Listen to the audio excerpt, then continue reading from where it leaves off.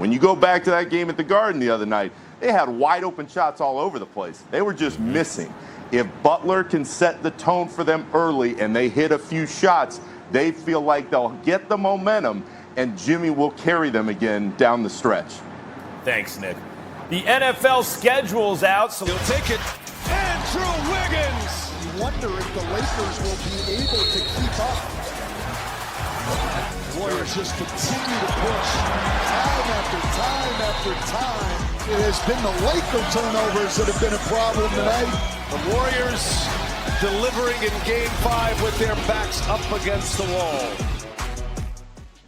Game 6 tonight in LA. ESPN Analytics gives the Lakers a 63% chance to win and advance to the Western Conference Finals. LA is 5-0 at home this postseason, winning by an average margin of 17.8 points.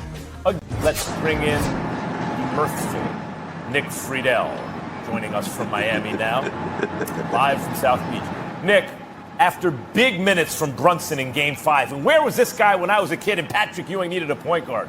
How much do the Knicks have left in the tank for tonight, do you think? They've got plenty, at least in their minds, Max, and that's what's crucial.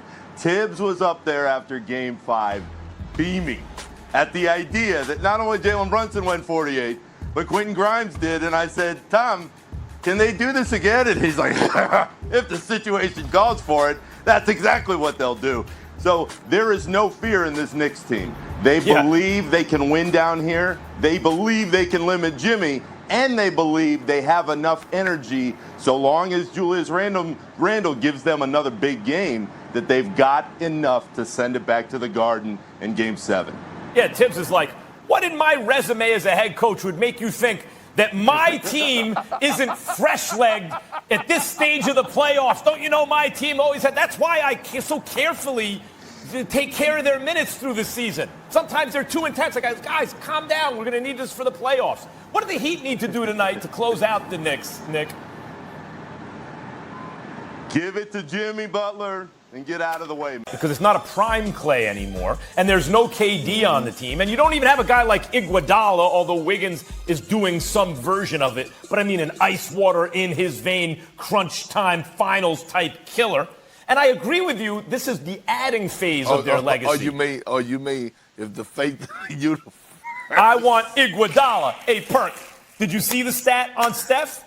In the final 45 seconds of playoff games, with the chance to go ahead, right? I saw that. He's 0 for 12. One. I saw that. So I agree you was with on you. To something. I agree with you that you don't take away from Steph, but here's a chance for him to add, because as you said, LeBron's 38. This is not a prime LeBron could do whatever he wants. Steph got to get him now. Get him now. Do it now. And that'll add. People say, oh, he's top 10. I don't know that Steph is top 10 all time. Top 15. Top 15. No, he's top 10. He's top. Are you sure? Yeah. I'm positive. A lot of dudes. He better ahead of Tim 10. Duncan. I'm not gonna say that, but I ahead of Larry Bird. I have him top 10. But there's a lot of dudes in that 10. Who you taking out? Will? Yeah, but Max, it's your preference. When we talk about, look, we about to go to a whole nother conversation, and I'm the championship last year, it looked like, well, LeBron's come back down to the pack a little bit. He's like just among the best players now. Steph might be the best player in the game the way he won Finals MVP last year. Here comes Steph, and he was favored to beat LeBron in this series, just like he's been favored in every playoff series he's ever faced LeBron in, but he's only ever won when he's had an overwhelming advantage. Whenever it's been like, well, you know, if you take away Kyrie and Kevin Love, then Steph can beat LeBron. If you give him KD, then Steph can beat LeBron. But LeBron's come back down 3-1. And in this series, even though Steph was favored, it was more even. There was no overwhelming advantage. Perk, Steph's got to come through here for his legacy. He needs to come through here. Come back on LeBron down 3-1. Beat LeBron when you don't have overwhelming odds on your side. Agree or disagree?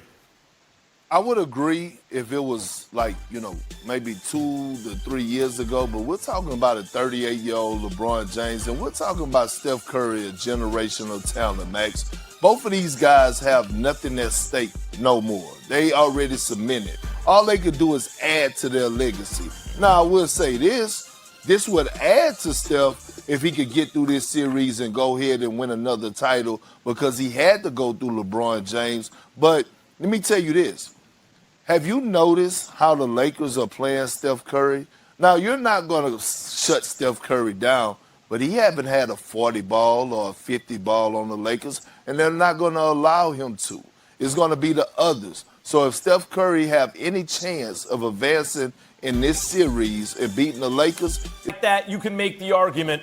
I get it. Extra credit. That's extra credit that's for changing reality. the game. But then the game changed, and he's got 4 chips for sure. KD won 2 of those Finals MVPs. I'm just saying he has a chance to. When he won Finals MVP last year, he did something new. He showed you he could be the best player on the floor when it mattered most. He's got to do that right now because he doesn't have the help he used to have. He's got to do it now. I agree.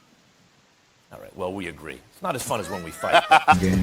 Our job is to try to be 1-0. So I look forward to that opportunity.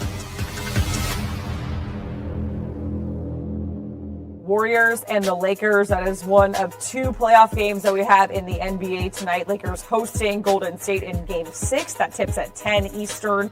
LA looking to return to the conference finals for the first time since the bubble back in 2020. And then in the East, we have Knicks and the Heat. That series shifts to Miami for Game 6. Heat and Jimmy Butler. Let's make some money on these games, shall we? And for that, we have wagering expert Mike McClure giving us his picks and predictions for tonight's playoff games. We're going to start talking about Game 6 in LA between the Warriors and the Lakers there. Lakers are slight favorites. AD listed as probable.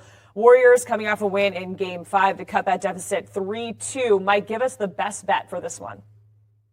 You know, I looked at the total initially. It slightly leaned to the under there, but I like the stronger play on the side here with the Golden State Warriors. Now that you're getting +3 here, a full possession, that is absolutely ideal in a game that I expect to be very competitive. This series really has proven that it can be a very volatile matchup because of the contrasting styles of play here. However, I think the Warriors have started to figure a few things out. You've got some question marks in terms of Anthony Davis. I fully expect him to play. We'll see how that impacts him throughout the game and if he can finish it or not, though. But I like the Warriors here. I make this game much closer to a pick'em. I do not think you should be getting the full 3 points of a possession. That series shifting back to Miami, and Miami looking for their 3rd conference finals appearance in the last 4 seasons. That's, of course, since Jimmy Butler joined Miami. Mike, are you going with Miami or are you taking the Knicks? I'm taking the dog with the Knicks here. It's just simply too many points. We're getting 6 here, meaning they're going to need to be the Heat need to win by 3+ possessions in this game. That's a significant margin when you've got a total this low, 207.5. This game is basically the first team to 100. I think that you see a very tight, competitive game that comes down to the final possession. One interesting note on this one, Scott Foster. We've all heard his name many times in the NBA. He's the official for this game tonight. The Miami Heat are 0-9 straight up in their last 9 games officiated by Scott Foster. I'm expecting a competitive game here. Brunson, Grimes, both going to play every second of this one once again. Give me a competitive game. I'll take the points with the Knicks. Yeah, 0-9. That's not what Miami fans want to hear there when talking about Scott Foster. Okay. An under here, under 24.5 points. Look, I think this is just a big number for him in a game where we expect possessions to actually get limited here. I expect the pace of play to slow down in this one. Of course, you've got the injury concern, which I do not think is properly priced in here. When I look at the computer simulations, I make this number 22. I would expect him to be a lot more aggressive early to set the tone that sets up all the rest of his teammates. What we've seen, Max, is